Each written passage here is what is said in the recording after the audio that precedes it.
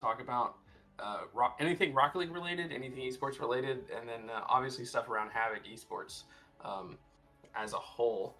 Um, so I guess we'll move into the interview for Kelo, so we can get a little more information about you. Um, So so who you are, how'd you get into Rocket League, what team you play for in Havoc, and all that good stuff. I got into Rocket League. My boy Zay, he's like, "Yo, try this game out." I used to play Fortnite. He's like, "Yo, try this little car game." I'm like, "Oh, bet." And then I tried it out. I did the free version on PS4, and then eventually I actually liked the game enough to actually buy it, just to not be able to play it for like a year. And then I got a computer, and then I got the game on Steam, and then I just got the game. And I joined Havoc through my boys. They played on Team Cypher. Eventually, they replaced a player, and I replaced him. And now I just play with them. And then eventually, the team it just ended. And then we went to a new team called SGG, Spunky Guns Gaming, and then now I just play with them, and it's been pretty nice. Yeah, I was just chilling here. Pretty good success this first split too. Yeah, Came yeah, in second place overall. yep. How was that? That the last game was a little rough. We weren't all there, but we got second place for the first time playing on Havoc. It wasn't too bad, but we could have done a lot better. But that's not with me.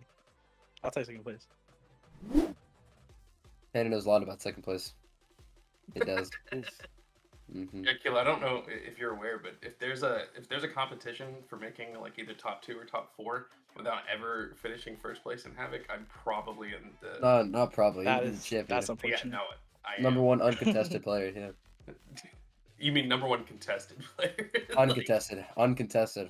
Only you. oh, Only you. okay. But I mean, like in the reality of like I'm contested as in like I lose every single grand Yeah, final. that. Yeah, that as well. Yeah. Yeah, maximum contested for winning grand Mm, finals, but that's true. you know, it is what it is. And I was actually helping coach you guys, Kilo, during Yeah, y'all's grand final run for Split One. Hopefully, I wasn't bothering you guys too much, but it was nice to be able to I chat with enjoyed you it. guys. I think we learned a lot. We should definitely do it more though. I gotta improve a little more, but that's pretty good. Mm. Absolutely. Speaking of Split One, I guess we can talk overall about how Split One went. Um, Benji, do you have any thoughts on it? I think there was some people that maybe some people didn't expect to do well, especially slot talents. Who I firsthand playing against them, they were a lot more than I thought they were going to be. Because I hadn't heard any players. But playing against them, they're really underrated. Well, they were not as much anymore. So I think they have a lot of potential going into split two. But Team Gold, especially, expected to win. They did win. So, living up to the hype of that team, Cosmic, Alkaline players like that. So I think that went pretty expected in some ways, but unexpected in others. Absolutely. You know who actually did? I was super surprised by was I think it was Sloth Dark, right? Who got second place? Yeah, that was what I was talking about. I think we lost to them. We actually got, it was we got thrown around a little bit. It was I really didn't expect to because I hadn't heard of any of the players. I believe their first season Havoc for all of them, so didn't expect much from them. But I was pleasantly surprised, not in the moment because we lost to them, but after just seeing pretty good teams. So I think they have a lot of potential going into the next split, which will taking place pretty shortly here. But definitely more contenders for that first spot than previously thought. Absolutely, dude. I mean, I think the ceiling has been raised exponentially in what Havoc League play was like 3 or 4 seasons to go to what it is now. I mean, there was a time that it was me, Pix, and Memento winning like 14 straight series. Yeah, Like, there and it was was a just like yeah. it's crazy to think that that was the best of league play at that time, and I how mean, far it's come. we've always had where it's one star player on a team that completely carries your team for the entire season. So it's good to see that it's shifted away from instead of there being one star player on a team that just really pulls their team. There's multiple players performing each game, even each series. So instead of having just one player doing everything, you have a full team aspect, which is kind of one of the core aspects here of trying to build a good team environment where you can learn to be a part of a team and work through that aspects of how to work with other people. Yeah, it's definitely felt a lot more team oriented in I think these last 2 seasons. Like you said, it used to be just one goated carry on the each of the top teams, and it was kind of just a fight of if your teammates could not throw to see if how well you did. But Kelo, do you keep up with main league at all? I don't, but I probably should start. I probably should.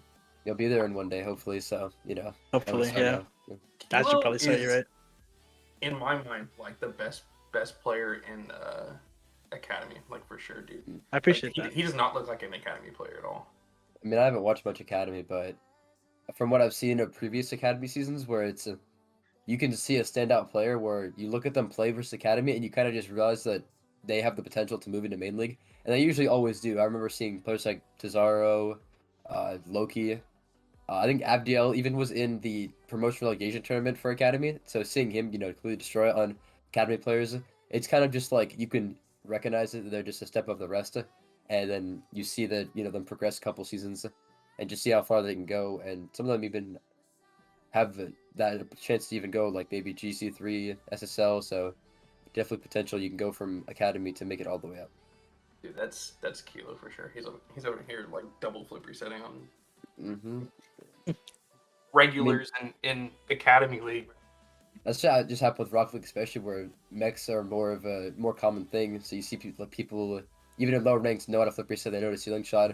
It's about actually being able to execute them, and then it's even more of a mental game where you have to fake out stuff. So I was actually talking about this today, where the meta has kind of shifted. Where also use ceiling shots as an example, where before ceiling shots, when it was a new thing, you just did it and did it immediately super fast, and then people started delaying your ceiling shots, and then people started doing all that stuff. But the meta's come back to doing it immediately because everybody knows how to counter what you've been doing where you just fake it out and stuff like that. So I think it's just interesting. Yeah, no, I mean, like, dude, if as somebody who's been like GC for I don't know too many seasons now without ever like progressing beyond that, the the GC that I first touched like in season 13 is like you take GCs from season 13 against like GC ones now, and it's like a complete difference. I mean, even like C2s are at like the mechanical level that like GC used to be at, Yeah. that like 15 1600 used to be at. That seems like, but again, I think it comes down to like you said, there's counters that come out like with everything. Like you look at like these new hot players that uh, come out with these absurd ways of playing, like Dark, when he's incorporating pogos into all these 1v1 games.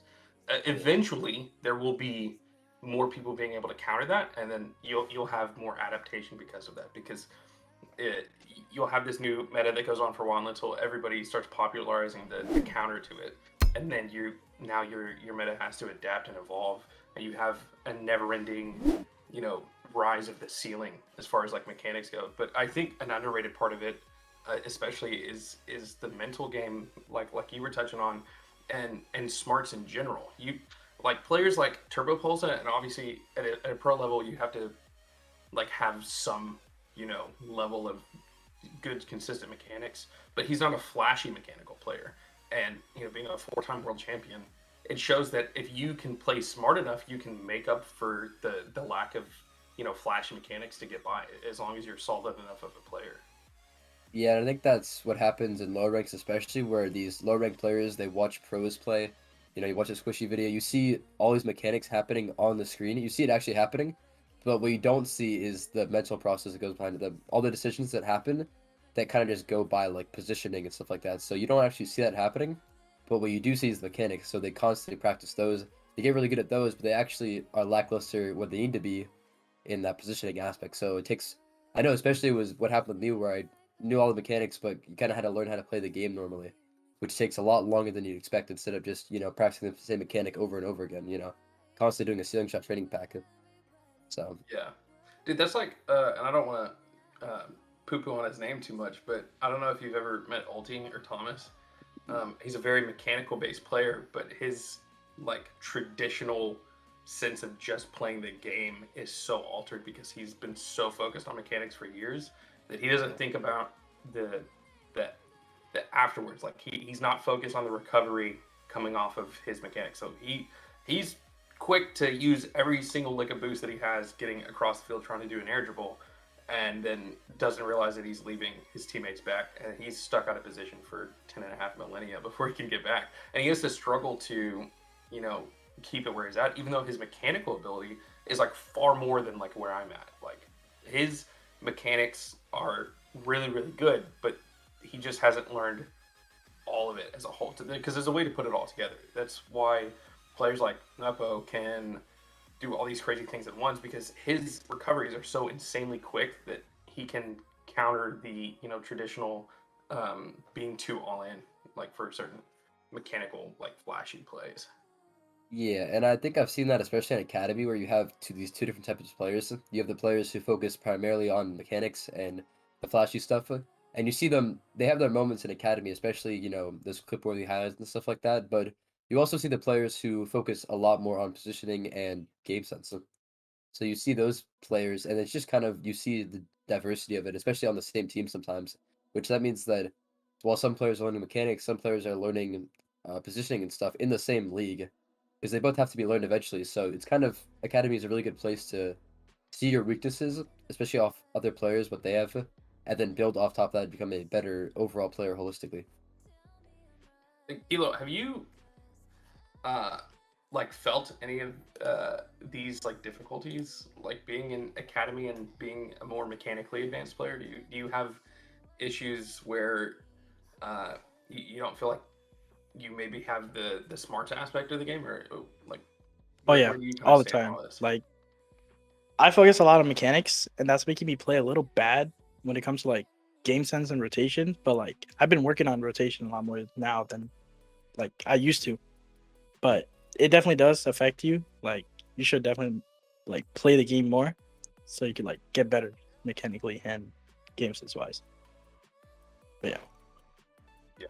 I mean, I agree, and I've reviewed quite a few of your teams' replays, um, and I will say for like the traditional, crazy mechanical player, you're not one to that I see struggling with the other aspects of the game. You don't see like you're putting your teammates in bad positions to try to like do some crazy solo play that's never going to work.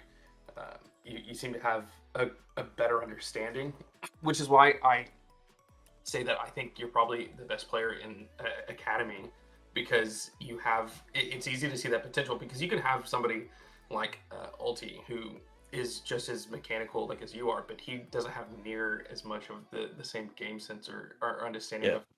of team play in the way that I Right. think that you do. And again, I've only seen you play a little bit, but you seem to have it down pretty good, and I think Appreciate that. I you're will on keep the right grinding. track Hopefully I can get a lot better. for sure. This man is a goat. Absolutely. Hmm. Although I do change my sense like every single time I get on, which is holding me back a lot. And you guys should not do this. But every time I get on, I'm like, oh, I feel heavy. I raise it, and I get used to it. And then the next day, I don't like this. I'm gonna go back down, and then I feel heavy for the next 3 days. And then when I finally get used to it, I'm like, I can't spin in the air, and I go back up. And then it's back and forth, and then you make no progress. So Dude, it's all yeah, about. not good. I know Luke talks about this a lot, but it's not about raising the ceiling, because the ceiling's you're only at the ceiling like a small percentage of the time. It's all about raising your floor. It's all about the consistency of it. Like your worst day needs to be, at a competitive level. You're not going to be able to compete, because like actual competition is an Yeah, extended period of you playing. Like you look at just like the league play, right? You can be, somebody who peaks on certain days and play in Havoc league play, but when you have a 5-8 month long season and you're playing however many series throughout that season, if you're not a consistent enough player, you're gonna lose some series. You're gonna lose some games, and especially in like a playoff setting, if you have to play 6 series and win all of them to take the grand finals, then it's you have to be consistent enough. And Luke talks about the lot. You have to raise your floor. yep. Consistency's key. And look at like pro players. They play how many scrims a day, dude? Like I mean, they're constantly playing. constantly trying to keep up that consistency, which I think a lot of people don't focus on near as much. I think that's why Luke harps on it so much. Because your worst day needs to be, able to compete, or you're just gonna lose. If it's your worst day, you're gonna lose. If your floor is not up. Indeed. So on that, I guess we can go ahead and start talking about split 2.